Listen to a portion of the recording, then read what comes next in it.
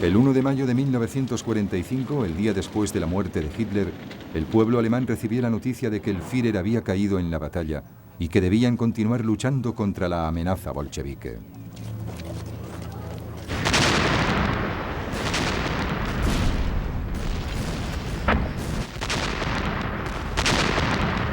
Con la desaparición de Hitler, el liderazgo alemán perdía fuerza.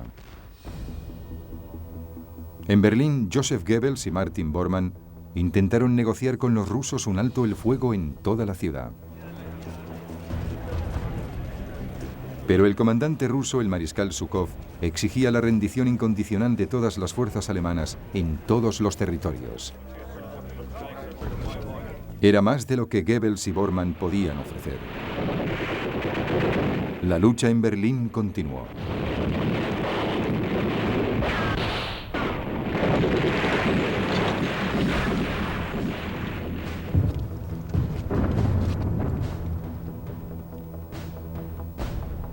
Esa misma noche, Goebbels y su esposa mataron a sus 6 hijos y se suicidaron.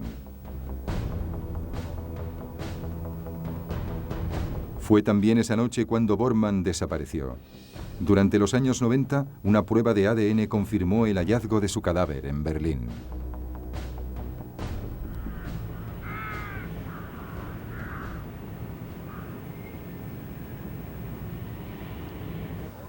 Al amanecer del 2 de mayo de 1945, Berlín se rindió. A media tarde, la lucha había cesado en la ciudad.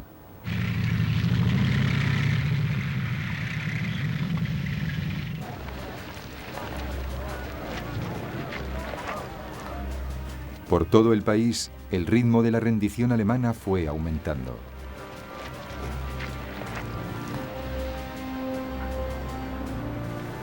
Al día siguiente, el almirante Karl Dönitz envió una delegación para hablar con el oficial británico al mando, el mariscal de campo Montgomery. Ofrecía la rendición de todas las fuerzas alemanas en el norte de Alemania.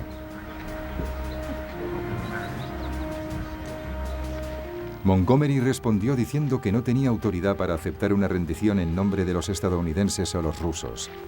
Solo podía aceptar la rendición de las tropas que se enfrentaban a las fuerzas británicas. Dönitz no tuvo más opción que aceptar las condiciones de Montgomery. Pero eso dejaba a Alemania luchando todavía en el resto del país.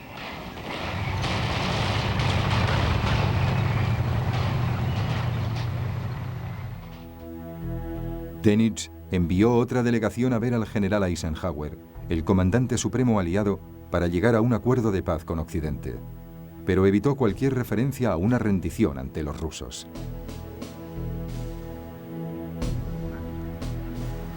Eisenhower rechazó la oferta de Dönitz e insistió en que solo la rendición incondicional de todas las fuerzas alemanas sería aceptable. Nuevamente, Dönitz se vio obligado a echarse atrás.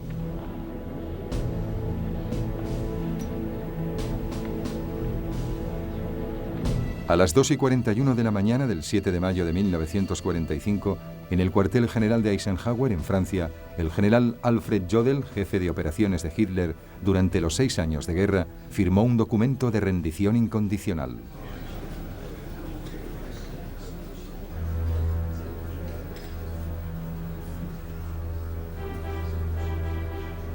El jefe del Estado Mayor de Eisenhower, Walter Bedell Smith, firmó en nombre de los aliados occidentales.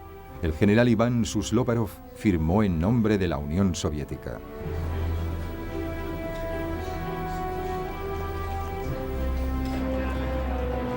El único miembro de la alianza que no se mostró satisfecho con el acuerdo fue Stalin. La Unión Soviética había sufrido demasiado y reclamaba por ello la humillación de los alemanes.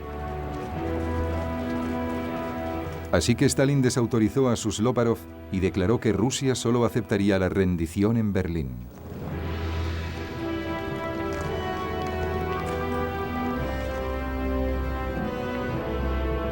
Al día siguiente, el ex jefe del Estado Mayor de Hitler, el mariscal Wilhelm Keitel, firmó un segundo documento de rendición para satisfacer a Stalin.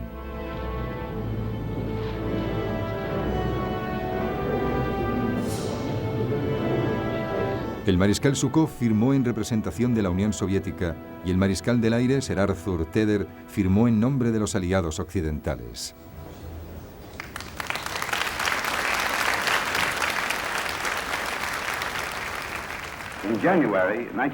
Cuando en enero de 1943 el ahora fallecido presidente Roosevelt y el primer ministro Churchill se reunieron en Casablanca, redactaron la fórmula de la rendición incondicional de los poderes del eje.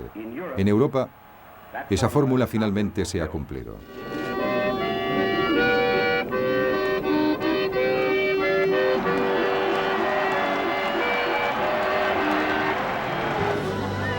En toda Europa y en Estados Unidos la gente celebraba el fin de la guerra en Europa.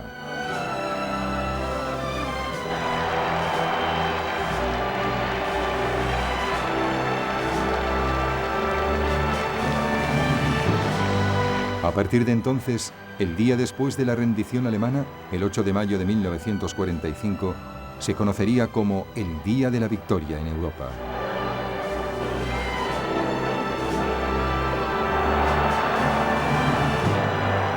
Pero mientras la gente lo celebraba, muchos pensaban en dos cuestiones todavía candentes. Al este, Japón seguía luchando.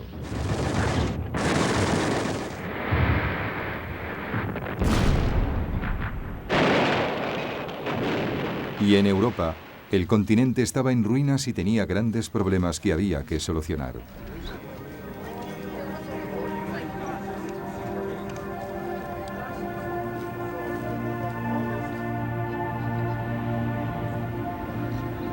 Millones de víctimas de los campos de concentración alemanes y trabajadores esclavos necesitarían ayuda para reconstruir sus vidas.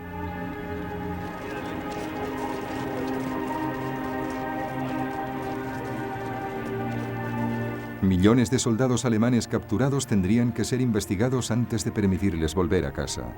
Era preciso identificar y detener a los grandes criminales de guerra.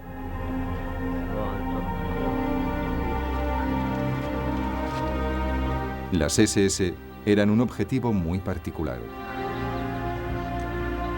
Habían sido los responsables de algunas de las mayores atrocidades de la guerra.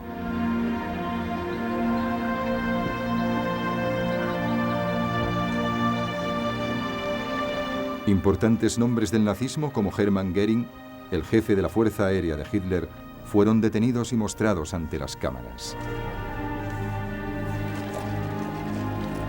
Entre los nazis detenidos había destacados líderes civiles como Albert Speer y líderes militares como Alfred Jodl y Karl Dönitz.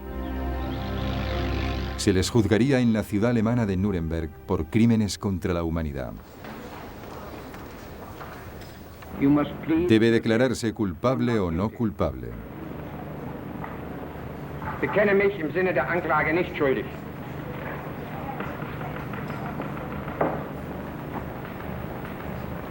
Rudolf Hess debe declararse culpable o no culpable. No. Se considerará que se declara no culpable. Los líderes nazis recibieron condenas de entre 10 años de prisión y la pena de muerte. Göring se suicidó antes de que pudieran colgarle.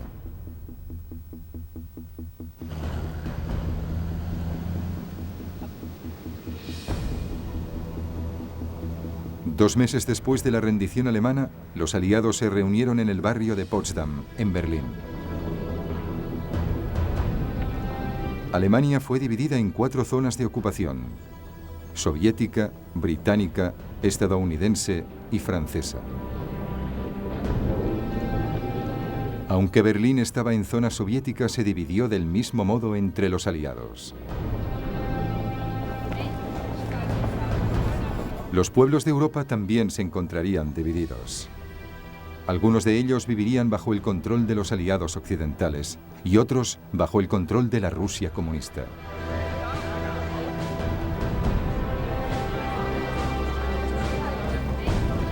Pero antes de enfrentarse a esas cosas, había que ganar la guerra del Pacífico.